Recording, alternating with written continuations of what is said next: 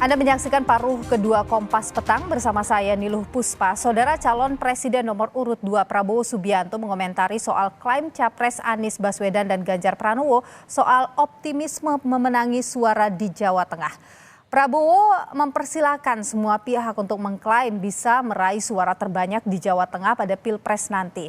Prabowo meminta menunggu dan melihat hasil penghitungan suara nanti. Prabowo Gibran saat ini diusung antara lain oleh Gerindra dan Golkar yang pada pemilu 2019 lalu meraih suara terbanyak ketiga dan keempat di Jawa Tengah.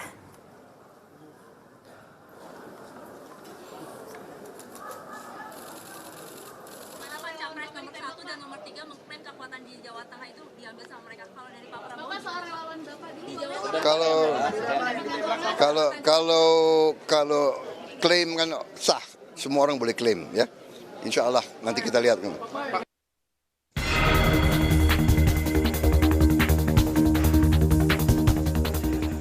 Sebagai daerah dengan jumlah pemilih terbanyak ketiga di Indonesia, Provinsi Jawa Tengah menjadi magnet tersendiri bagi kandidat Capres-Cawapres untuk berebut suara. Jawa Tengah ketika pemilu 2019 menyumbang suara terbanyak bagi kemenangan pasangan Jokowi Maruf Amin, kini diperebutkan bukan hanya oleh kandidat yang beririsan langsung di Jawa Tengah, seperti Capres nomor urut 3 Ganjar Pranowo dan Cawapres nomor urut 2 Gibran Rakabuming Raka. Kini, Jawa Tengah juga dilirik oleh pasangan nomor urut 1 Anies Baswedan Muhaimin Iskandar. Anies mengklaim Jawa Tengah bukan kandang hanya satu partai. Kandang banteng di Jawa Tengah hanya untuk periode-periode sebelumnya. Jadi kalau sekarang itu disebut kandang, itu adalah periode-periode sebelumnya. Sementara sekarang rakyat yang menginginkan perubahan itu bukan ada di 1-2 partai, ada di banyak partai. Jadi kami melihat pesan perubahan itu malah menjangkau semua. Dan kalau dilihat Jawa Tengah ini tempat yang bisa dibilang cukup bervariasi sebetulnya. Tidak hanya kandang satu partai. Menanggapi pernyataan Anies Baswedan, Capres nomor urut 3 Ganjar Pranowo menegaskan Jateng solid untuk memenangkan Ganjar. Ganjar optimistis akan mendulang suara di Jawa Tengah. Ya kalau penantang pasti akan ngomong seperti itu, tapi fakta nanti akan dia lihat. Karena beberapa kali kita memenangkan itu secara tradisional, secara sosiologis, bahkan secara soliditas, saya kira Jateng sudah menunjukkan itu. Tapi semua pendapat saya hormati. Berarti tidak ada kekhawatiran ya Pak? Oh, kita bukan orang yang khawatir kok, kita orang-orang optimis. Perolehan suara Capres-Cawapres di Provinsi Jawa Tengah bisa mempengaruhi perolehan suara secara nasional. Dalam 2 periode gelaran Pilpres dilaksanakan, 2014 dan 2019, Jawa Tengah menyumbang suara paling banyak untuk kemenangan Jokowi Yusuf Kala, juga Jokowi Maruf Amin. Dan pada periode yang sama pula di tahun 2019, PDI Perjuangan menguasai Jawa Tengah dengan mengantongi 5,8 juta suara, mengungguli partai politik lainnya. Tim Liputan, Kompas TV.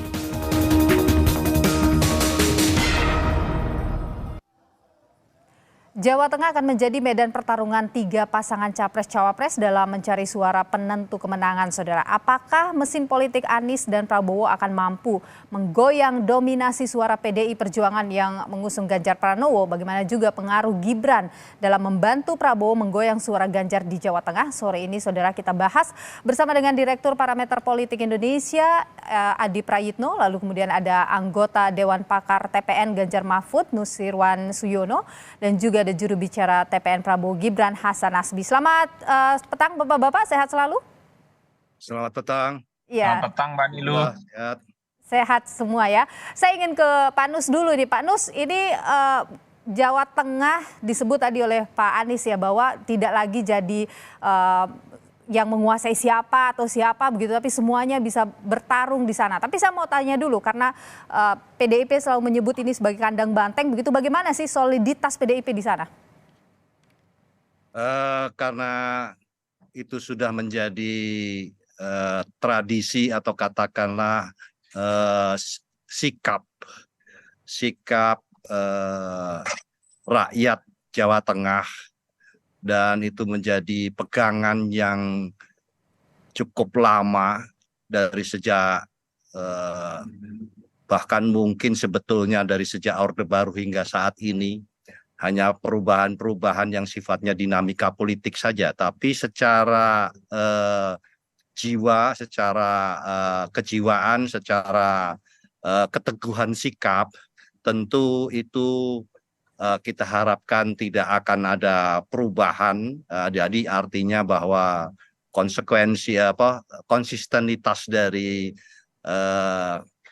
jiwa dan semangat banteng yang berada di Jawa Tengah itu akan tetap dipertahankan. Jadi meskipun usungan nama itu dari sejak katakanlah 2014 PDI Perjuangan itu bersama pengusung yang lain mengusung Pak Jokowi, kemudian 2019 juga demikian.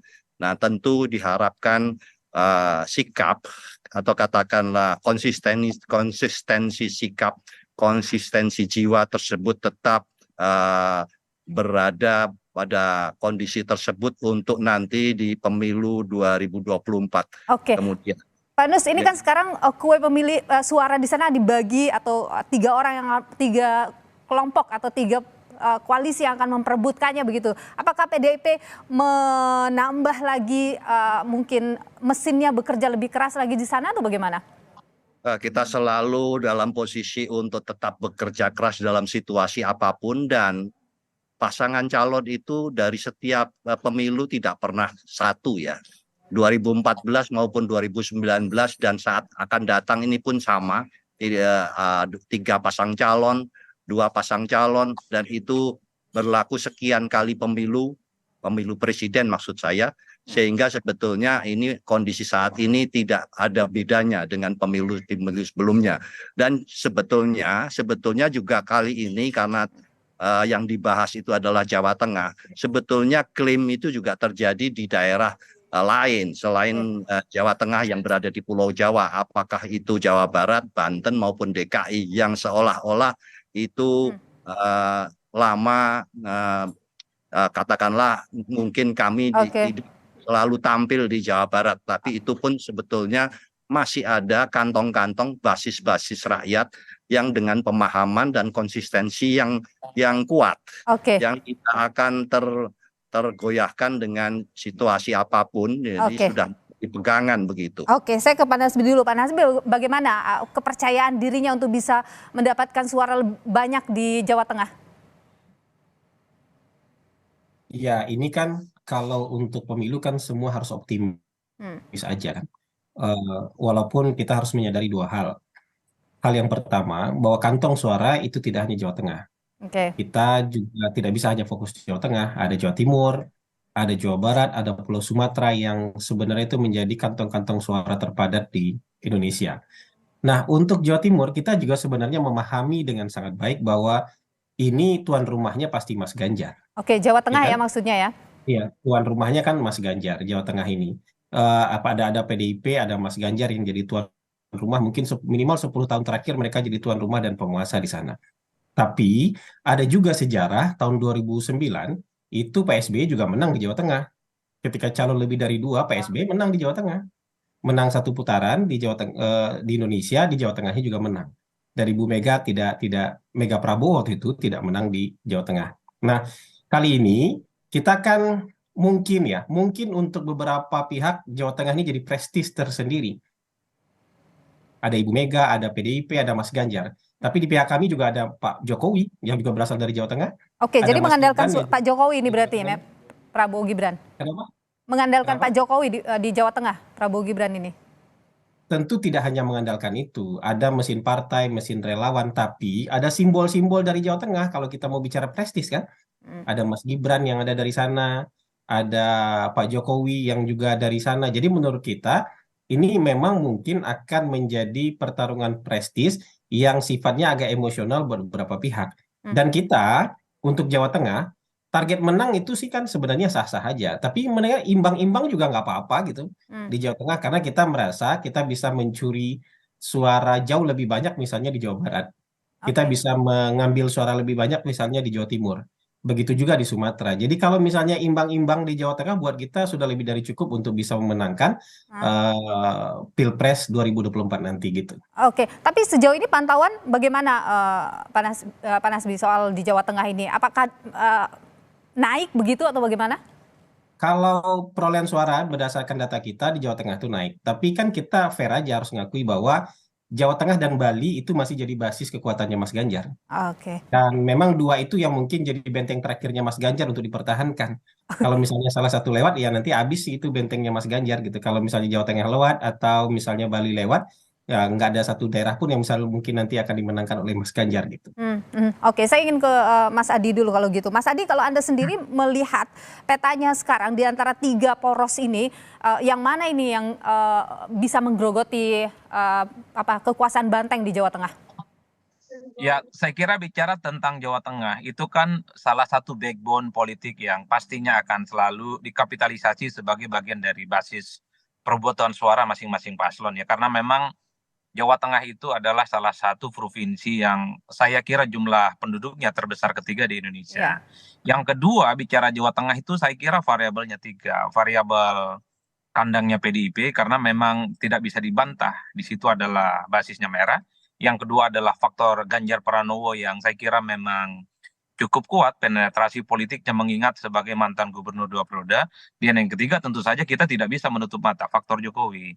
Jadi 3 variabel ini yang saya kira memang akan saling kuat-kuatan tentu untuk mendapatkan suara di Pilpres 2024 yang akan datang. Saya selalu mengatakan untuk menang di Jawa Tengah terhadap Ganjar dan Mahfud saya kira memang rasa-rasanya agak sulit ya. Kenapa begitu? Karena 2 variabel tadi, faktor Ganjar dan basis banteng.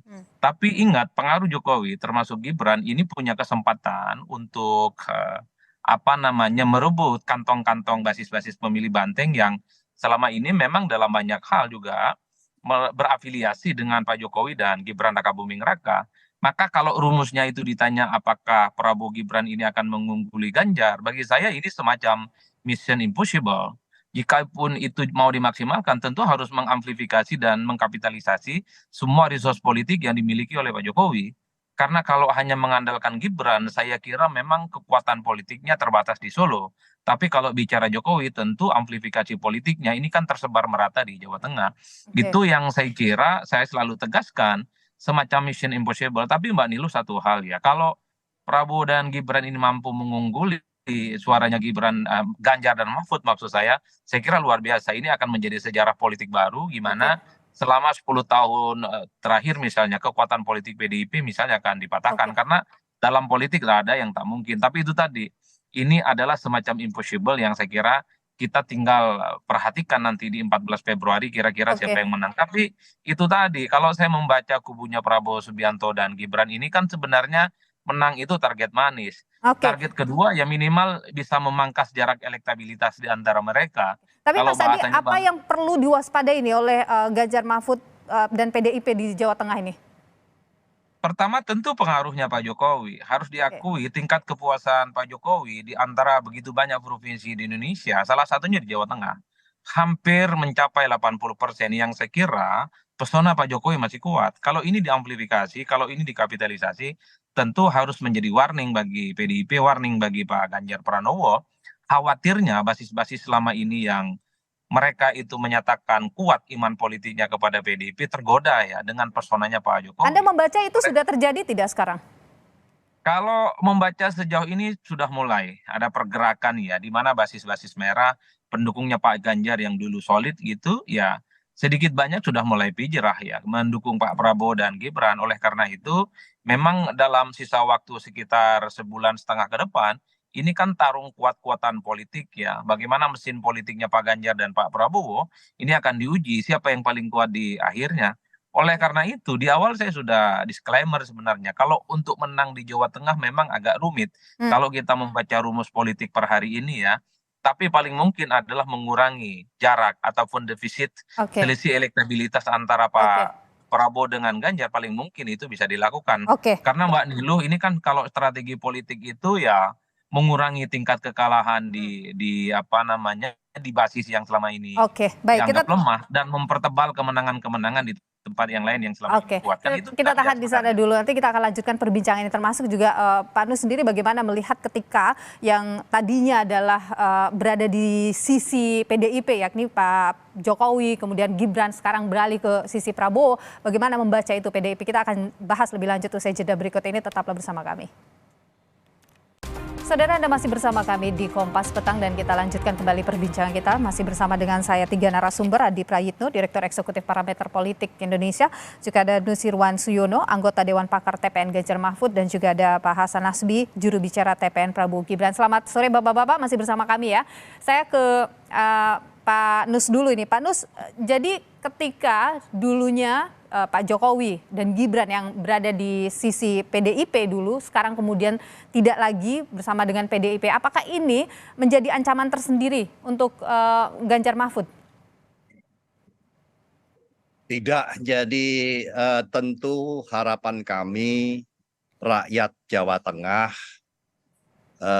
memiliki pemahaman yang utuh ya, tidak karena begitu paham perjalanan dari sejak minimal saya katakan mengusung kata-kata mendukung siapa yang akan dicalonkan untuk maju di dalam pencalonan presiden dari 2014, 2019 ini minimal ya. Baik itu untuk gubernur, untuk wali kota dan untuk presiden, maka itu sangat dipahami oleh rakyat. Itu yang tadi saya katakan bahwa ini tentu keyakinan kami, ada keteguhan, ada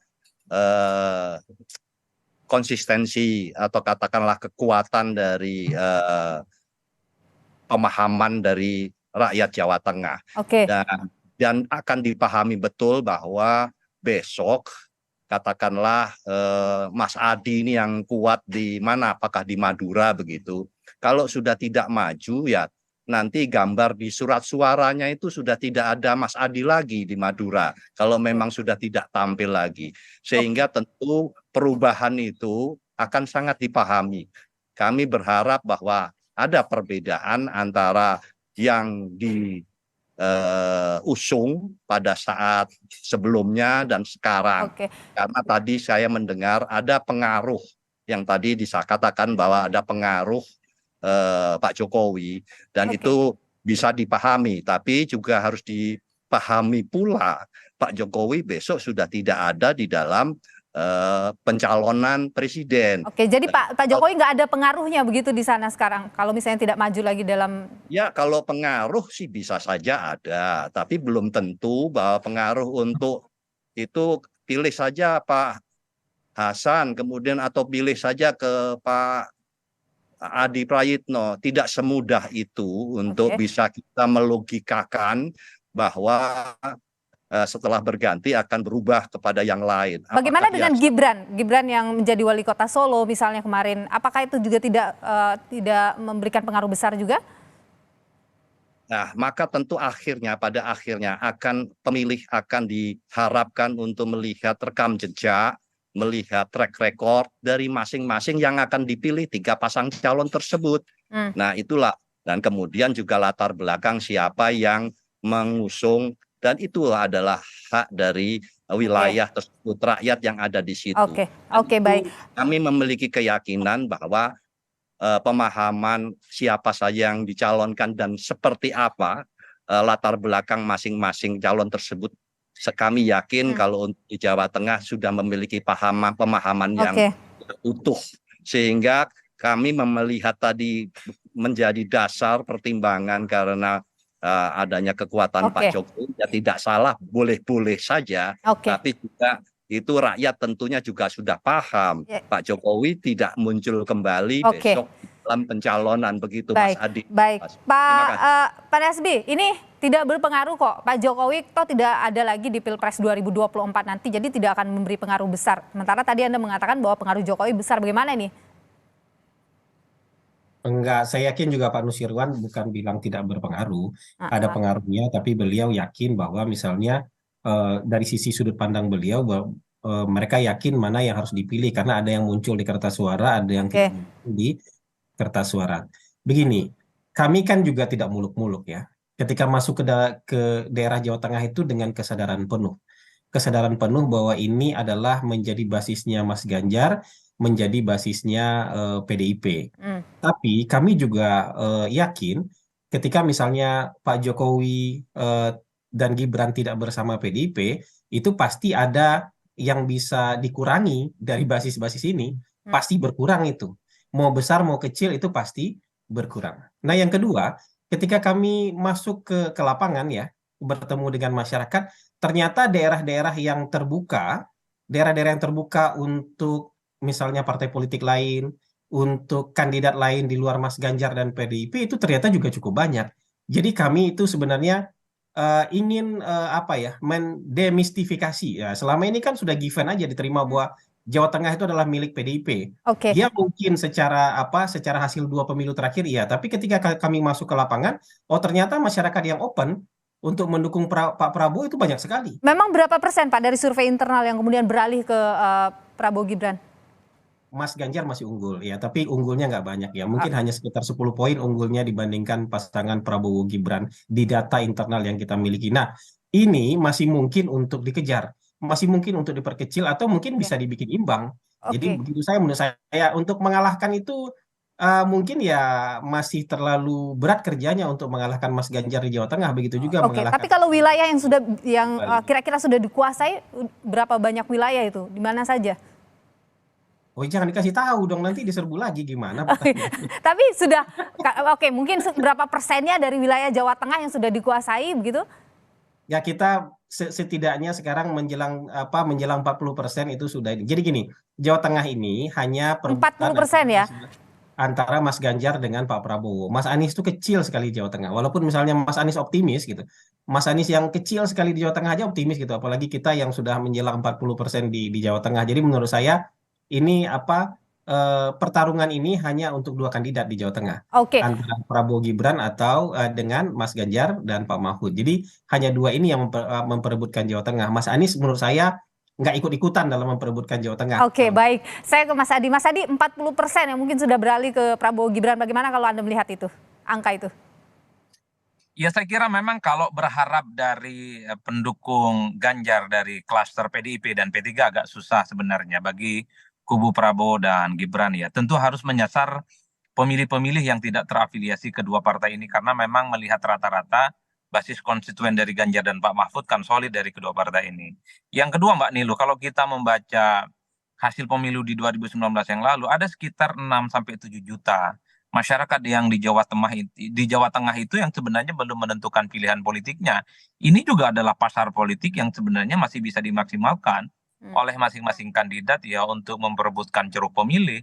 Oleh karena itu, kalau kemudian ditanya siapa yang unggul di Jawa Tengah, saya termasuk yang meyakini Ganjar Mahfud akan terus unggul ya. Paling mungkin dari kubu Prabowo dan Gibran memperkecil dan memangkas jarak selisih elektabilitas yang dulu itu kalah secara signifikan. Tapi targetnya sepertinya yang disampaikan oleh Bang Hasan itu tadi ya kalau menang ya syukur tapi minimal imbang. Kan itu adalah target yang sebenarnya paling optimal yang diinginkan. Ini yang saya kira memang kalau ingin menang di Jawa Tengah termasuk ingin imbang sebenarnya semacam mission impossible. Karena data-data statistik dan kekuatan politik per hari ini ya memang masih dimiliki oleh Pak Ganjar yang saya kira secara absolut masih kuat. Tapi dalam politik itu apapun sangat mungkin bisa terjadi. Kalau Anda sendiri, kalau Anda mengatakan mission impossible untuk 50-50, kalau Anda sendiri prediksinya bagaimana kira-kira? Kalau 50-50 ini adalah pekerjaan yang menurut saya harus jauh lebih ekstra. Jadi berapa kira-kira? Kerja politik yang sekarang. Saya masih menduga ya kalau per hari ini datanya masih di bawah Pak Ganjar. Suaranya Pak Prabowo itu ya. Oleh karena itu saya selalu berpatokan dalam politik itu kan yang tak mungkin cuma satu. Menghidupkan kembali orang yang sudah meninggal ya, selebihnya masih mungkin Mbak Nilu. Soal imbang, memangkas jarak elektabilitas dan seterusnya. Ini yang saya sebut bahwa tentang dinamisasi kekuatan politik ya. Baik, kita tentu lihat bagaimana nanti pertarungan politiknya akan terlihat jelas nyata pada 14 Februari 2024 nanti. Terima kasih Pak Hasan Nasbi, juru bicara TPN Prabowo Gibran, Pak Nusirwan Suyono, anggota Dewan Pakar TPN Ganjar Mahfud, dan Mas Adi Prayitno. Terima kasih sudah berbagi pandangan di Kompas Petang. Sehat selalu Bapak-Bapak. Terima kasih Mas Adi, makasih. Saudara, kami masih